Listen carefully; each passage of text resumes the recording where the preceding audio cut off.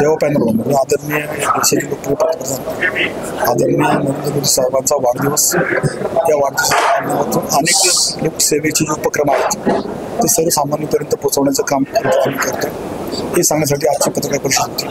याच्यामध्ये दोन महत्त्वाचे डिसिजन झाले। त्याच्यामध्ये जो आपण पाहिला की 15 ऑगस्टला आदरणीय पंतप्रधानांनी जी GSTची बद्दलची घोषणा केली होती, सर्वसामान्यांना खूप मोठा दिलासा खरं तर टॅक्समध्ये मिळतो, ते आम्ही सगळ्या इस्तंभूत प्रमाणे GSTचा लाभ कशा प्रकारे सर्वसामान्यांपर्यंत आहे हे सांगण्याचं काम केले। दुसरं म्हणजे आत्मनिर्भर भारत, मेक इन इंडियाच्या माध्यमातून जो इन्फ्रास्ट्रक्चर डेव्हलपमेंट असतील, जे ऑटोमोबाईल सेक्टर असतील, शेतकऱ्यांसाठी ज्या लागणाऱ्या साहित्य वस्तू असतील, हा पूर्ण आत्मनिर्भरपणे या देशामध्ये बनवण्याचं काम तर त्या मेक इन इंडियाच्या माध्यमातून चालतं।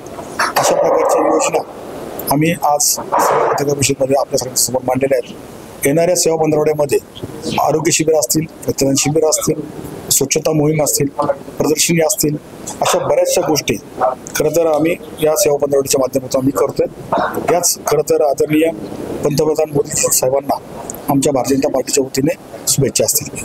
धन्यवाद।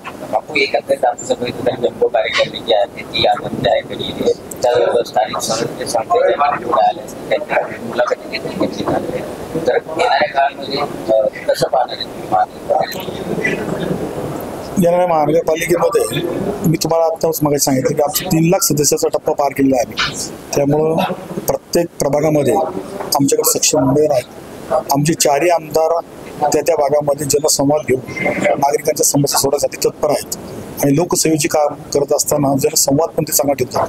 त्यामुळे येणारी महानगरपालिका ही आमच्या दृष्टीने महत्त्वाची पण आहेत, कारण आमच्याकडे सगळ्या ताकदीचे उमेदवार असल्यामुळे येणाऱ्या महानगरपालिकेमध्ये 100% भाजप असा आमचा विचार आहे। पण राज्यामध्ये महायुतीची सत्ता असल्यामुळे कारणाने शेवटी वरिष्ठ पातळीवरती जो निर्णय आम्हाला देतील आम्हाला मान्य असेल। आपल्या प्रभागामध्ये आता इच्छुकांची गर्दी वाढलेली आहे, इन्कमिंग चांगली चालू आहे भाजपमध्ये, पण प्रभागामध्ये जागा 4 आहेत, इच्छुक जवळपास 10 ते 12 आहेत।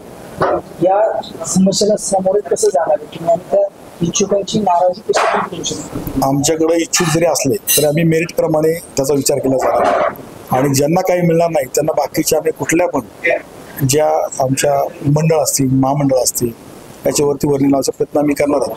खरं तर आमच्याकडे मेगा भरती काही दिवसांमध्ये खूप मोठ्या प्रमाणावर होईल, हे तुम्हाला मी या ठिकाणी सांगू शकतो। भारतीय जनता पार्टीमध्ये येण्यासाठी खूप जणांची इच्छा आहे, तर त्याची निवड करताना सगळ्या गोष्टी आम्ही करून निवड करतो।